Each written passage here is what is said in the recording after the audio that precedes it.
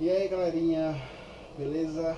Tô chegando agora de um evento, são 2h30 da manhã e tem muita gente cobrando para que a gente fizesse um review sobre a Fuji X-T1, que é basicamente um novo segmento de mercado de câmeras fotográficas. São câmeras mirrorless, e a gente tem testado intensamente. E eu resolvi fazer um vídeo ao invés de fazer um review escrito, porque eu não vi nenhum vídeo brasileiro que alguém falasse sobre a X-T1, né? Sobre a Fuji. Então eu prefiro fazer um vídeo porque vai ajudar uma turma boa aí que está na dúvida se investe nesse tipo de câmera ou não. Então eu espero ajudar aí a maioria de vocês nas suas escolhas. Eu sou fotógrafo de casamento há 9 anos. Eu utilizo Nikon desde o começo. Gosto muito de Nikon, principalmente a questão do foco. É uma das coisas que mais me prende a Nikon, tá? Então, para vocês terem uma ideia, aqui a Nikon D750 é a câmera que eu uso nos eventos hoje, tá? Eu possuo a Nikon D4, possuo a Nikon DF, e as outras são D750. Por que eu uso mais a D750 do que as outras? Eu me surpreendi com essa câmera porque eu praticamente hoje não utilizo luz artificial, ok? Na cerimônia, por exemplo, e no dance eu não utilizo mais nenhum tipo de luz, LED, flash, nada disso. É a luz disponível.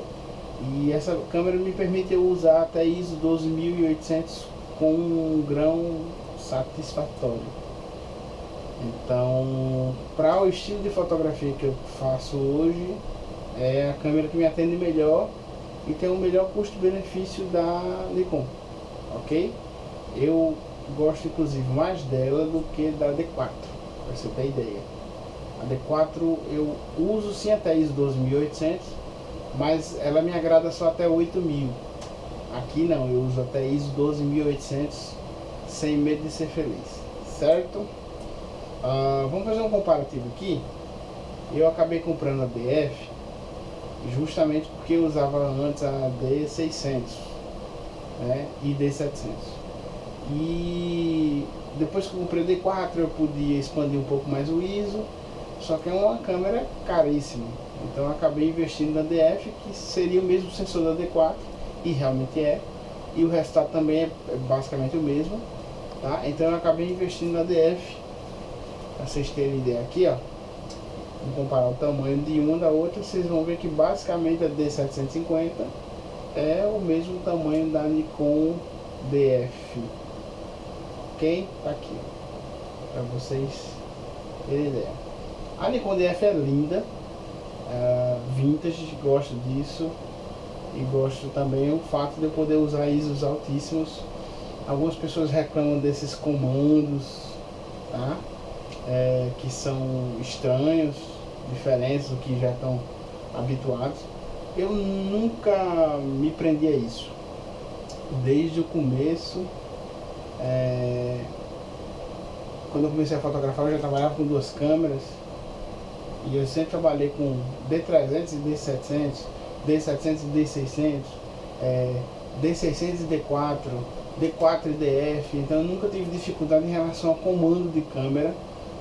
Eu consigo assimilar muito rápido e isso não me incomoda, tá?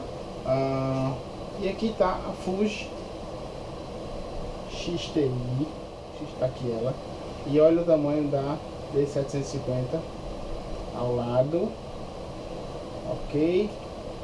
Vou colocar DF para vocês terem ideia real do tamanho dela. Então ela é bem pequena mesmo, tá? pequenininho. A Nikon XT1 é charmosinha, super leve, tá? Vintage também. Os controles dela são parecidos com a DF, com a Nikon DF, porém eu acho que são mais fáceis ainda, tá? Gente, eu não vou falar de aspectos técnicos da câmera só, ok? Porque isso você vai encontrar no site da Fuji, tá? Você vai encontrar no manual, enfim. Eu vou falar de realidade, tá? Por que eu comprei essa câmera? Eu fui para um congresso em Fortaleza da Fox on the Road, onde a Fotografia dos Três foi palestrar, foi ministrar uma palestra, e eu conheci através do Arlindo Namu, é um fotógrafo que é patrocinado pela Fuji, e ele divulga esse tipo de câmera mirrorless, né, sem espelho, aqui no Brasil. Ele falou muito sobre a mirrorless e tal, e eu não dei muita bola. Pouco tempo depois eu vi o Rafael Benevides, todo mundo conhece o Rafael Benevides, né, usando a XT1. Também não dei muita bola. Quando foi agora em fevereiro desse ano, nós fomos ministrar um workshop em São Paulo, e alguns alunos, inclusive o Arlindo Namu foi nosso aluno, o André Martins também, a Vera Martins, eles usavam mirrorless e deixaram todo o seu equipamento para trás e trocaram tudo por Fuji. Todos eles, acredito eu, salvo engano, usavam Canon. Eu não conheci nenhum Nikonzeiro que mudou para mirrorless completamente, certo? E eu tive a oportunidade durante a prática do workshop de pegar a câmera deles e testar um pouquinho e brincar, e eu gostei do que eu vi. Alguns aspectos bem positivos, tá? A primeira coisa que me chamou a atenção foi peso. A câmera, cara, ela pesa menos da metade do peso do Nikon DF, por exemplo, ou um Nikon D750. Eu não vou nem citar a D4, né? Então, isso pegou muito pesado pra mim. Você vê que eu não uso nem grip, que é pra realmente ficar bem leve e ágil, tá? Principalmente pelo fato de trabalhar com duas câmeras. As lentes também são muito leves, metade do peso das lentes da Nikon. Como eu ia agora em março fazer um casamento nos Estados Unidos, em Miami, eu aproveitei a oportunidade para adquirir essa brincadeira lá, essa câmera lá. A princípio eu pensei, cara, eu vou arriscar para conhecer a tecnologia mirrorless. Eu acabei em Miami ainda fazendo 2 ensaios inteiros com ela. Eu não usei as Nikon, e fiz também um casamento. Nesse casamento eu usei uma D750 com a 35mm e usei a minha Fuji como segunda câmera com a lente 56 1.2, que é equivalente a 85 1.2, tá? Então deu para testar bem mesmo essa câmera. Para você ter ideia, eu peguei ela na mão dia 9 de março, hoje é dia 22 de março de 2015, e ela já tem em torno de 9.000 cliques, tá? Então foi clique pra caramba. Então eu já disse, vou repetir, eu não vou entrar em muitos aspectos técnicos da câmera, porque isso vocês podem encontrar no site da Fuji, tá? Mas a primeira coisa que me chamou a atenção foi essa cor prata. E Júnior, por que você vai citar a cor? Isso é besteira. Não, não é. Eu pensei que fosse. Quando eu fui comprar no site da BH, a câmera ela custava salvo engano, $1.299. A preta, 1.199. Era uma diferença de $100. E o dólar não tá barato, hein? Mas mesmo assim, por questão estética, eu acabei comprando a prata. Eu gosto mais da prata mesmo, vou Achei que a preta estava mais barata por causa de alguma espécie de promoção, não sei. Também não fui pesquisar sobre isso. Mas depois que eu adquiri, fui estudar, fui ver no site da própria Fuji, eu percebi que a prata tem alguns recursos que na preta não tem. Então, isso nem o próprio Nambu, nem a galera que usa já sabia dessa informação. E é uma informação que eu achei até estranho, essa estratégia da Fuji aí de colocar, mudar a cor da câmera e com isso alguns recursos que pra mim não faz muito sentido, tá? Acaba até confundindo o usuário. Se você entrar no site da Fuji, você vai ver que tem alguns recursos que só tem na versão grafite. Um deles é o obturador eletrônico, que ele vai até 1/32.000, tá? Segundos de velocidade. O obturador completamente silencioso, que é um recurso da grafite. Uma simulação de filme, que é o Classic Chrome, que também só tem na grafite. O visor de alto desempenho, que é um recursozinho que chama de Preview Peak, você pode pesquisar lá depois no site da Fuji, mas que também só tem no grafite. E 11 níveis vívidos adaptáveis para a tela, que também só tem na versão grafite. Então assim, a maioria dos recursos são recursos, eu diria, fúteis. Para mim eu não usaria, tá? Mas essa questão da velocidade da câmera de 1/32.000 do obturador eletrônico é uma função que eu acho interessante, que eu posso precisar em algum determinado momento, e que, enfim, valeu a pena eu ter pego ela, a câmera, tá? Em virtude de ter esse recurso a mais. Mas é uma informação que não tem no site da Fuji abertamente, não tem no site da BH abertamente quando você vai comprar. Eu também nunca ouvi ninguém falando, nem em reviews em inglês, tá? Claro que pode ter em algum review, mas eu não assisti todos, enfim, eu não ouvi falar. Quando eu fui olhar especificamente, fui trucar mesmo no site da Fuji, foi que eu achei essas informações. E assim, tá bem asteriscozinho. Esta funcionalidade foi instalada na Fuji X-T1 Graphite Silver Edition. Então, saca, é uma coisa chata isso. Eu acho que devia ser mais explícito. Então eu já falei do peso, do tamanho, que é fenomenal, tá? A tela tem um recurso que eu adoro, que tem também na D750, que eu tenho usado bastante, tá? Adoro esse recurso aqui, de poder fazer foto de postar da câmera no chão, ou fazer foto de cima, eu olhando para o visor. Isso tem me ajudado bastante em alguns momentos. E a Fuji também tem essa mesma funcionalidade. A qualidade da tela é fantástica, tá? E uma das coisas que mais me chamou a atenção nessa câmera é o tal do visor eletrônico. Eu tenho um LCD que é eletrônico, e eu tenho um visorzinho aqui que na sua DSLR ele é óptico, tá? Aqui ele é eletrônico. Qual é a diferença?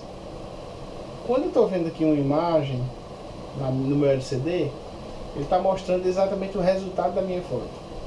Ele está mostrando, de acordo com a configuração que eu coloquei de ISO, de velocidade de abertura, como é que vai sair minha foto. Quando eu encosto aqui o olho, automaticamente essa imagem do LCD aqui vem para cá, ok? Então eu continuo vendo o resultado da foto. Isso é fantástico, para mim foi fantástico nos ensaios fotográficos, porque quando eu estou dirigindo o casal, uma coisa que eu não gostava de fazer, e às vezes eu era obrigado a fazer no Nikon, eu já coloco aqui o olho para ver enquadramento e já faço um clique para ver como é que tá a minha fotometria. E agora não, eu sem colocar o olho eu já vejo a minha tela aqui automaticamente como é que tá, e eu vou mexer na minha exposição, na minha configuração, enfim, para poder deixar na minha telinha aqui já como eu quero o resultado da foto. Isso sem estar com o olho aqui, e isso facilita na minha direção, quando eu estou conversando com o casal. Ah, vamos juntar aqui um pouquinho e tal. Olha como é que está funcionando meu contato com você agora. Vamos juntar aqui um pouquinho, vamos ficar de frente um pro outro. Você vai abraçar ela desse jeito. E às vezes eu tenho que fazer isso aqui. Ó, vamos juntar um pouquinho. Isso cria um bloqueio para mim. Então, uma coisa que me incomodava, e isso para mim já teve um ponto muito forte da Fuji, esse tal do visor eletrônico, tá? Nas Nikon, Júnior, nas Nikon eu também tem o visor eletrônico. Eu boto aqui no Live View e já aparece a minha imagem no LCD. É verdade, mas o fato de você fazer isso e entrar nesse modo, e o foco que fica irritantemente lento nesse modo, para mim na Nikon não funciona, ok? Então assim, eu uso esse recurso, eu uso pouquíssimas vezes, porque ele é muito chato na Nikon. Aqui isso já é natural. O legal é que tem um sensor óptico, um sensor do visor óptico, que quando eu encosto o olho, ele já passa a imagem daqui para cá, ok? Júnior, mas eu não quero que fique aparecendo aqui. Eu estou acostumado a ir direto no óptico. Eu posso alterar? Pode alterar sim. Aqui tem um botãozinho, tá, na lateral, que chama Mode. Ou seja, eu posso escolher que ele fique só no LCD. Eu posso escolher que seja automático, ou seja, fica no LCD e quando eu encosto o olho ele vai para o visor óptico. Ou eu posso escolher que ele fique direto no visor óptico. Posso escolher também que ele fique apagado e quando eu encosto o olho ele acenda para economizar bateria. Já que eu estou falando de bateria, muitas pessoas me disseram que a bateria não durava muito, tá? A bateria, ó, se você for fazer evento com ela, já se prepara que no meio da cerimônia tem que trocar. Eu fiz um casamento em Miami, usei bastante ela e a bateria veio, não acabou, mas ela ficou com um pontinho, eu já acabei trocando no Dance, ou seja, no final do casamento. E eu já tinha assim torrado 3 cartões de 32 GB com ela. Ou seja, eu usei ela bastante, tá? Então a bateria é bacana sim. Eu acabei comprando 3 baterias extras achando que ia ter problema e não achei que fosse. Acho que uma bateria extra resolve para você fazer ensaio, para você fazer evento, por mais que demore. Eu fiz 3 ensaios com ela. Um dos ensaios foi em Brasília, agora essa semana, quinta-feira. E o ensaio de Brasília a gente começou de manhã e terminou de 10h30 da noite. Ou seja, eu usei ela o dia todo como câmera profissional para fotografar o casal. E em alguns momentos eu usei como pessoal, ok? E mesmo assim eu não precisei trocar bateria, certo? Então a bateria segura a onda legal. Qualidade da tela, de visor óptico, show de bola, fantástico. O que eu notei é que tem uma diferençazinha, mas todas as minhas câmeras eu faço isso. Eu diminuo 2 pontos de brilho da tela, porque às vezes engana, você está olhando achando que a fotometria está correta e na verdade quando você passa para o computador e meu monitor é calibrado, ele está com uma diferença, está um pouquinho mais escuro. Tá? Foco de dia rapidíssimo com a lente 35 1.4, que no caso é 23 nela, tá? A lente 23, a Fuji pensou muito bem nisso. Ela, em vez de lançar uma lente 35mm, ela tem essa lente, mas porque ela vai virar uma 52. Então ela lançou já uma 23 1.4, que equivale a 35 na full frame. Ela já lançou uma 56mm 1.2, que equivale a 85 1.2. Então, nos ensaios eu não tive nenhuma dificuldade em relação ao foco rapidíssimo. Claro, como é uma câmera completamente diferente, com um sistema diferente, a questão do visor eletrônico, no primeiro ensaio eu fiquei um tanto quanto perdido. Claro que eu não deixei isso transparecer para o cliente, mas eu ficava às vezes ali, né, olhava e botava o olho no visor e às vezes ficava meio perturbado, mas a gente tirou esse de letra. Então, tranquilíssimo foco de dia. O que é que eu percebi que é um problema da Fuji e da Canon? À noite, fotos em baixa luminosidade, realmente é um problema focar com essa câmera. Eu não posso afirmar isso com todas as certezas, porque eu utilizei a lente no casamento 56mm 1.2, que equivale a 85 1.2. E pode ser que ela seja um pouco mais lenta do que a 35 1.4. As que eu usei, as vezes que eu usei no ensaio, nos 3 ensaios que eu fiz, e foram 3 ensaios um tanto quanto longos, 2 deles em Miami e 1 em Brasília, eu usei a 35 o tempo todo, porque eu já utilizava nos meus ensaios a minha Nikon com a 35mm o tempo todo. Não precisei em nenhum momento trocar de lente, então também eu posso afirmar que a 35 é rapidíssima. Mas à noite eu percebi que o foco ele ia, voltava, e algumas vezes isso me irritava. Eu não cheguei a perder momentos importantes porque eu não utilizava a Fuji em momentos decisivos, justamente porque é uma câmera que estava sendo testada. Mas as minhas Nikons todas, a D750 inclusive, o foco é imoral em qualquer tipo de luminosidade, seja no breu total ou seja no claro, ela foca bem, foca rápido. Quando eu digo breu total, eu não estou usando o infra do flash para me ajudar, não. Eu uso a câmera sem nada assim, tá? E como eu uso a câmera hoje sem LED, sem flash, sem nada, então eu não tenho nenhuma fonte de luz realmente, a não ser do ambiente, e às vezes é muito pouco, para me ajudar. Se você trabalha, como a maioria dos fotógrafos trabalham, com flash ou com LED no objeto que está sendo fotografado, né, no motivo principal, então é uma preocupação que você não deve ter com o foco, porque quando tem luz ela é muito rápida e responde muito bem, tá?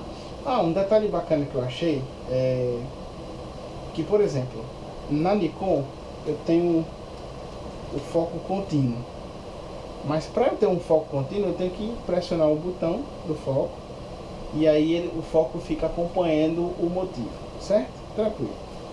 Ela também tem isso, ela tem um foco contínuo, mas ela tem um modo que eu achei interessante, é que ele fica focando o tempo todo, não é no foco contínuo, é no foco normal, só que aonde você aponta a câmera ela tá focando sozinha. Eu não sei, não lembro de ter visto isso na Nikon, tá?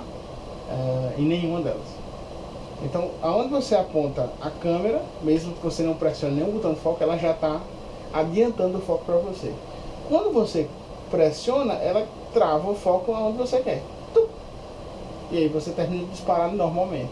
Isso deve consumir uma bateria do cano, tá? Então eu não testei isso em evento nem nada, mas eu achei um recurso bem interessante. Deve agilizar bastante no foco aí, tá? Isso é interessante.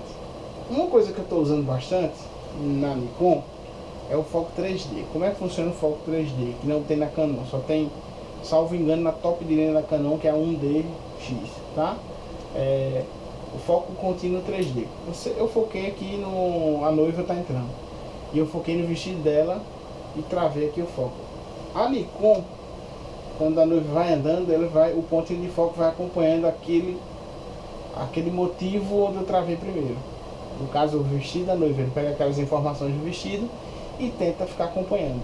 Então, por mais que a noiva venha mudando a distância focal, a lente vai corrigindo esse foco aí. Eu acho muito bacana isso. Eu estou usando muito em entradas, em dance, e o resultado tem sido fantástico. Na saída da noiva, aquele momento de jogar o arroz, tá? Eu estou usando isso. E a Fuji não tem, tá? Então, como é um recurso que eu estou curtindo muito da Nikon, que já tinha desde a D700, mas não funcionava muito bem. Eu acho que a primeira que eu peguei assim que realmente funcionou legal foi a D600. A D4 já era muito monstra, E a D750 veio assim imoral. Tá? Um recurso que eu uso bastante é o ISO automático. Tá? Como é que funciona o ISO automático? Você vai lá no menuzinho da Fuji, da Canon, da Nikon, todas têm. E você ativa o ISO automático. Então todas as câmeras que você vai mexer nisso, ela tem esse autoajuste do ISO. Ela tem uma sensibilidade padrão, não sei se vai dar para ler aí, tá? Uma sensibilidade padrão, ó. Aqui está no caça ISO 400. Eu tenho sensibilidade máxima e eu tenho velocidade mínima do obturador. O que é que eu estou dizendo para ele? Primeiro, na sensibilidade padrão eu estou dizendo que o ISO que eu quero usar como padrão é 400, beleza? Beleza. Sensibilidade máxima é o ISO máximo que eu posso usar. No caso da minha D750 eu coloco o ISO 12800. E a velocidade mínima do obturador eu coloco 125. O que é que eu gosto na Nikon em relação à Fuji? É que a Fuji eu coloquei aqui ISO 400, ok? E coloquei minha velocidade mínima 125. Eu estou clicando e realmente está bem escuro. Ela baixou minha velocidade para 125 e pediu para aumentar meu ISO, certo? Tranquilo, isso a Nikon também faz. A questão é que quando eu não preciso subir o ISO, mesmo que eu determine um padrão aqui, por exemplo, que eu coloquei ISO 400 para ensaio, na Nikon, se ela vê que não precisa do ISO tão alto, ela baixa. E na Fuji não. A Fuji é como se o meu ISO padrão fosse o mínimo que ele usa. Então você não pode deixar, por exemplo, um ISO 2500 na Fuji, porque no ensaio ela vai usar 2500 o tempo todo. Na Nikon não, mesmo que eu deixe 2500 como padrão, se ela vê que ela não precisa daquele ISO alto, ela vai reduzir automaticamente e trabalhar com ISOs mais baixos. Então a Nikon e a Canon são mais inteligentes nesse aspecto aí. Mas nada que seja um problema. Eu uso como padrão o ISO 400 para ensaio e no evento eu usei 1600, certo? Eu fiz testes até ISO 12800 nessa câmera e até ISO 12800 foi aceitável. Foi bom? Não, não foi bom. Bom mesmo até ISO 6400. Lá no workshop eu tive a oportunidade de testar ela em relação a outras câmeras Mark III Canon, e ela deu uma surra na Canon, tá? Em ISO alto. Diria até que ela dá uma surra na D700. Diria até que ela dá ela assim, empata com a D600, D610. Mas infelizmente ela não chega ao nível da D750, que é um monstro em relação ao ISO. O ISO é uma coisa que também você não deve se preocupar muito. Principalmente, no meu caso, já que eu queria testar essa tecnologia nova, eu disse, cara, eu vou comprar e vou usar para ensaio. Tanto que eu comprei a lente 35-1.4 e a 85-1.2. Se você quer usar para evento social, ela também vai atender. Só que se você usa ISOs exagerados, que é o meu caso, você vai ter um sério problema. Tá? No meu caso, não funciona para evento social por causa dessa questão do ISO, certo? Porque me limita muito. A não ser que eu esteja usando naquele evento social muita luz, no ambiente vai ser muito bem iluminado, então eu não vejo problema nenhum usar ela. Uma coisa que me incomodou bastante é que as câmeras ela tem os modos de clique, né? O modo single, que você aperta e dispara só uma vez. O modo CL, que é o low, né? E o CH, que é o high, ou seja, CL é rápido e o CH super rápido. Uma das coisas legais da mirrorless é o fato dela não ter a parte mecânica do espelho, que ela faz aqui, ok? Isso faz com que ela seja mais rápida. Então você consegue fazer com essa câmerazinha aqui até 16 fotos por segundo. Claro que vai depender do cartão, do formato, tá?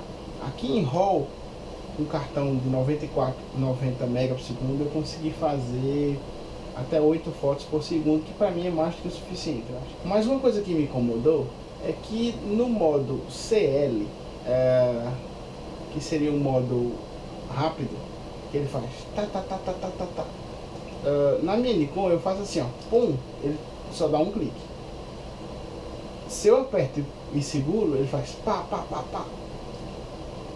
Era para ser o normal. Na Fuji não. No modo CL, quando você dá um clique aqui, ó, pum, ele já dá já dá 2, pelo menos. Ok? E isso me incomoda por quê? Porque, meus caros amigos, a tecnologia da Fuji deve ser muito monstruosa para que uma câmera desse tamanho tenha uma qualidade tão gritante. Um arquivo RAW dela tem 30 MB. É muita coisa. E você não tem como comprimir, no caso das Nikon, eu tenho como usar, ao invés de 14 bits, usar 12 bits e usar compressão com perda. Que um cartão de 32 GB, por exemplo, vai dar aí mais de 1000 fotos. Aqui o cartão 32 dá 800 fotos, mas quando você vai na real aqui, vai para 600. Para você ter ideia, em cada ensaio eu fiz em torno de 60 GB. Eu nunca tinha passado de um cartão 32 em um ensaio com nenhum Nikon. Por mais que tenha dado um mega ensaio com 1500 fotos, não tinha acontecido. E aqui não, eu já sei que eu vou utilizar 2 cartões de 32 certo, ok? No evento foi até desesperador, cara, porque no evento eu clico muito mais do que no ensaio. E realmente me deixou assustado, porque se você pensa em trabalhar com mirrorless e a X-T1, você realmente vai ter que segurar a onda dos cartões de memória, porque aqui ela é uma devoradora, tá? Isso me incomodou bastante, tá? Até poderia trabalhar com esse tamanho de arquivo, mas tem uma opção também para eu ter uma compressão, mesmo que eu tivesse uma perda na qualidade do arquivo mínima, que é o caso das Nikon, mas pelo menos eu teria uma opção de trabalhar decentemente com menos cartões de memória. Posso dizer que através disso tudo, que já é minha câmera oficial para ensaio, ok? Principalmente pelo custo. A Nikon, por exemplo, não tem lente 85 1.2 e a Fuji fez uma lente que custa $900. A 35 1.4 da Nikon é muito cara, e a da Fuji eu comprei por $900.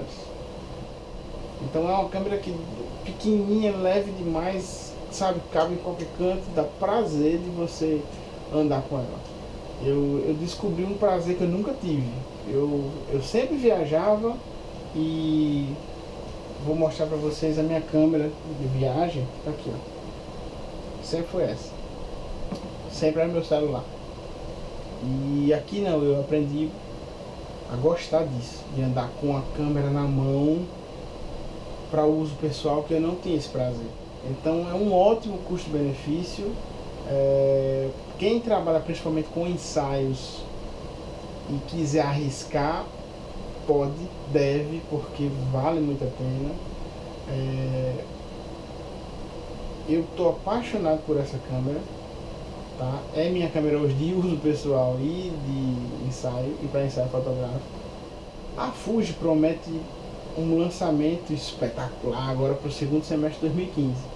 Eu acredito que eles vão lançar uma X-T2, que vai permitir com que a gente use até ISO 12800 sem medo de ser feliz. Se isso acontecer, e o sistema de foco dela melhorar como o da Nikon, em baixa luminosidade, aí sim eu começo a pensar substituir minhas câmeras de evento social por Fuji, tá? A princípio é uma câmera espetacular, mas que me atende perfeitamente. Posso até dizer hoje melhor do que a própria Nikon para ensaio fotográfico, e para uso pessoal nem se fala. Vou acabar levando ela para evento também. O casamento de Miami eu fiz com ela. Depois eu vou estar postando aí no link do vídeo os links dos ensaios que eu estou me referindo e também do casamento de Miami, para vocês terem ideia. Mas é isso aí, espero que vocês tenham gostado. Eu falei sobre experiências que eu tenho e que eu tive com outras câmeras e quais são as vantagens e desvantagens desse brinquedo novo aqui, que eu acho que veio para dominar o mundo. Essas tal das mirrorless, que não eram novidade, não são de certa forma, mas mirrorless com qualidade que supera DSLR, isso sim é novidade, e a Fuji veio mostrar para que veio. Beleza? Espero que vocês gostem. Grande abraço, desculpa a bagunça aqui e ajudem vocês a, quem sabe, adquirir essa belezinha aqui que eu tô adorando. Valeu!